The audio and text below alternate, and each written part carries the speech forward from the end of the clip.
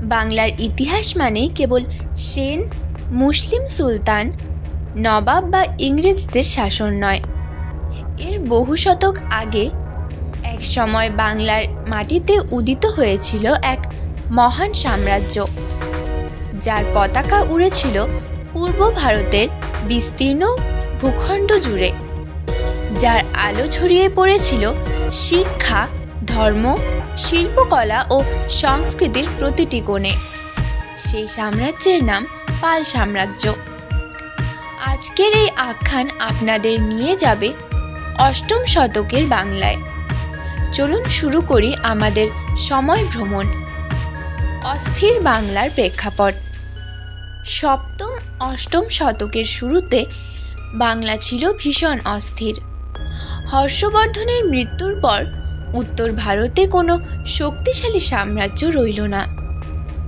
বাংলার তিনটি অঞ্চল গৌড়, রাঢ় ও বঙ্গ ছিল অসংখ্য ক্ষুদ্র রাজ্যে বিভক্ত। এদের মধ্যে গৌড় অঞ্চলে এক শাসক থেকে আরেক শাসকের হাতে ক্ষমতা চলে যাচ্ছিল বারবার। মানুষ ক্লান্ত হয়ে উঠেছিল যুদ্ধ বিগ্রহ, অরাজকতা আর ক্ষমতার দ্বন্দ্বে। ঠিক এই সময় ইতিহাসে এক বিরল ঘটনার সাক্ষী হলো বাংলা। জনগণের গণসম্মতিতে এক রাজাকে নির্বাচিত করা হলো। এভাবেই উদিত হলো পাল বংশের প্রথম সম্রাট গোপাল। গোপালের উত্থান ও পাল সাম্রাজ্যের জন্ম। গোপাল ছিলেন কৌশলে, শক্তিতে ও চরিত্রে অনন্য।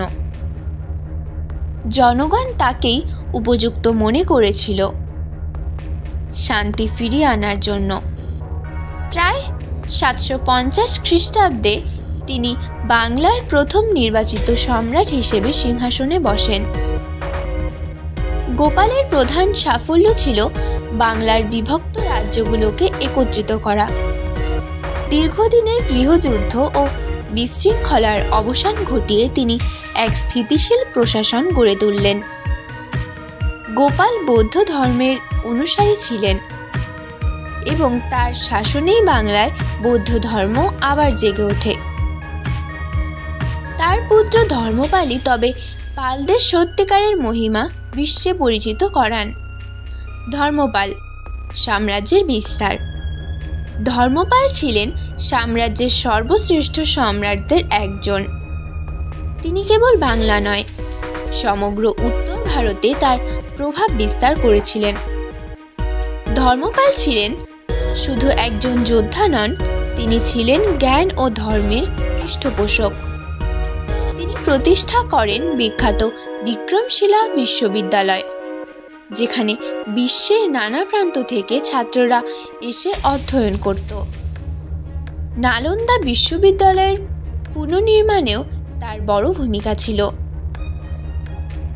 দেবপাল সাম্রাজ্যের স্বর্ণযুগ। ধর্মপালের উত্তরসূরি দেবপাল পাল সাম্রাজ্যকে নিয়ে যান এক অনন্য উচ্চতায়।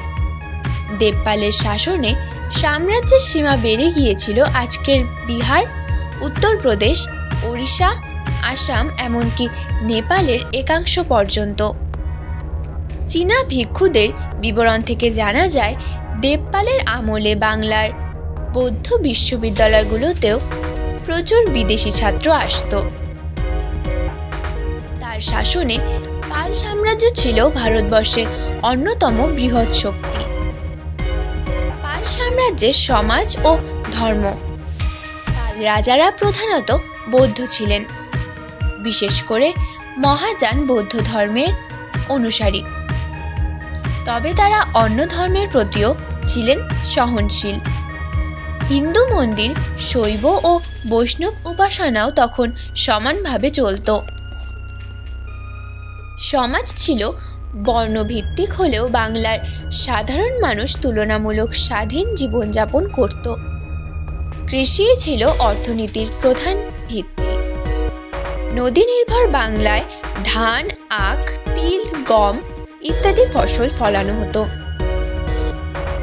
পালরা বাণিজ্যকেও উৎসাহ দিয়েছিল।